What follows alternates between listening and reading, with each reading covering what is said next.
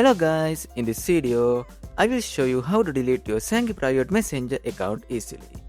I already created an account to show the process step by step.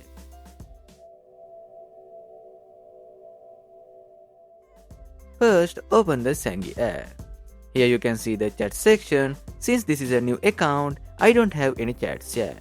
In the call tabs, you can see your recent calls. Keep in mind that when you delete your account, all chats, call history and saved contacts will be also deleted. Now go to settings and tap on privacy. Here you will find the delete account option.